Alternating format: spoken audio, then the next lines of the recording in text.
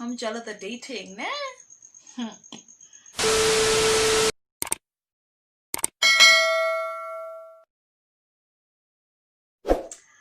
Hi guys, and welcome back to my channel. I'm Smah, and if you're new to this channel, here I do personal development videos, how-to videos, self-help videos.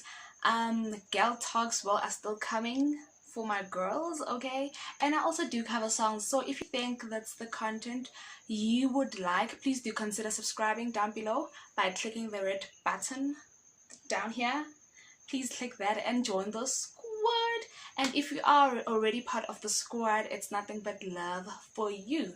So guys, as in, I heard that you guys are diving into new relationships. You know why? Because Valentine is coming.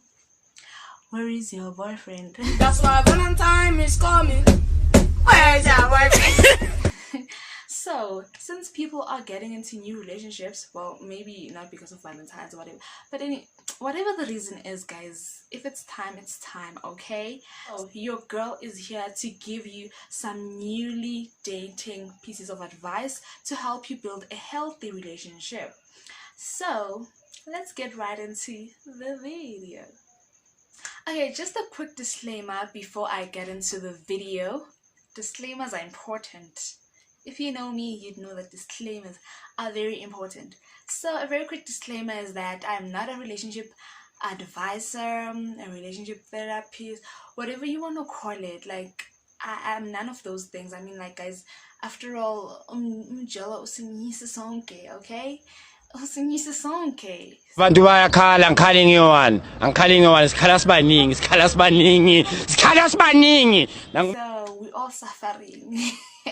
So I'm just sharing my opinions based on knowledge and maybe my experiences. Maybe I didn't say it is, but maybe my experiences also. So yeah, let's get to the first advice. The first piece of advice I would give you is that focus on the present and not the past. It's natural to bring fears and negative experiences to a new relationship. After all, it's a survival mechanism to help you from getting your heart broken again. But even if old fears and insecurities can prevent heartbreak, they can also prevent you from being truly happy in a new relationship.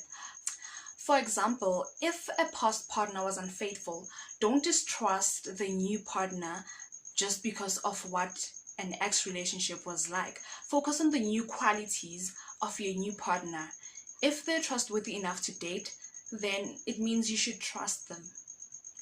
My second piece of advice would be make sure that you're attracted to the person and not the idea of the relationship. Sometimes we want a relationship so badly that we don't even realize that we're actually attracted to the idea of a relationship and not the person we are in a relationship with. If you're so focused on finding happily ever after, you run the risk of pushing people into boxes they don't belong in or they don't want to be in. You overlook flaws and red flags because your mind has already convinced yourself that this has to work. Okay, so take your partner at face value. Assume they're not the one. Would they still be someone you want to spend your time with? If you enjoy their company, would you still want to be with them whether or not they were the one? So if your answer is to these questions, then you're likely attracted to them and not to the idea of relationship, which is good. My third piece of advice is don't have important conversations over text.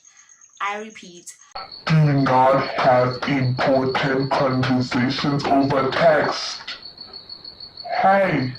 Okay, texting is a modern day blessing when it comes to checking in regularly and maybe sending funny memes to your partner to make them laugh while they're at work. However, texting should not be used for anything deeper than making plans or laughing over viral TikTok videos or whatever. Discussing your feelings for one another or getting into disagreements should always be done in person. Because not only can texting make in person feel awkward, but a lot can be lost in translation, and this may cause more misunderstandings. So if you feel an argument coming on, and you're in a situation where you can't talk over the phone, let your partner know that you'll discuss it when you can talk it through together. My fourth piece of advice is be yourself. This is very important. Okay, I know this sounds cliche. Well, I'm even embarrassed to say it, but I could have saved younger single Smah a whole lot of time had I been 100% myself on every first date and at the beginning of every new relationship, honestly. Okay, I get it. You try to be chill and cool at the beginning. You even pretend to watch horror movies instead of TLC. You even tell them that you like their music, you like their Maskandi music or their trap music, while you know you only listen to Beyonce. Like, I'm jealous of dating, nah? So what I would say is, even if you're still in the early stages of your relationship, be honest and upfront about what you like, your likes and your dislikes, and who you are. Like, be yourself. Like, being yourself would not only save you time and heartbreak with people who aren't a good match, but will also help you find the right person for you, or will help the right person find you. So be yourself, doll. So my fifth piece of advice is that red flags aren't suggestions and they aren't going away. So if you catch them in a lie, or they being rude to a waiter, or they say something mean about a friend, well, guess what? It's not just a one-time thing. They are not going to change. Red flags are gut feelings that are telling you that something isn't right. So listen to them. Nobody's perfect, and you might judge your partner and your partner might make mistakes, but if it's simply a judgment mistake, you guys will be able to talk it through. If it's more of a gut feeling that this isn't right, or an inexcusable behavior more than a mistake, then I'd say run. Like, Run. my sixth piece of advice is stop bringing up your ex. Newsflash, your new partner is not your ex. Thank God. And they don't want to always be hearing about your ex. Sure, you'll need to have the dating history chat just to understand each other better, but otherwise, is it really necessary for you to ever bring up your ex? No. Like, this is me trying to find the necessity and I can't seem to find it. Like, cool. There's no necessity for you to be bringing up your ex all the time. I mean, no one wants to feel like they're being measured against someone else. It's destructive to actually compare your relationship to your past experience instead of enjoying it for what it is. So let's not bring up exes, please. Thank you. Okay, so tip number 7, or advice number 7, is that spend some time apart. Sure, a new relationship is exciting and you end up spending less time with friends, less time doing your hobbies, just to make more time for a new partner. Sure, it's a great sign that you want to be together all the time, but spending all of your time together and giving up your independence and your social life could lead to a relationship disaster. Like, I know a lot of people who do this. Once they get into relationships, they like give up their independence and you hardly see them as a friend. Now, I'm also to your phone. When you try to call, it's like, oh, Chummy, I'm not around, I'm with Mike. All the flippin' time. Dude, what about me? Well, it's not really about me, but Okay.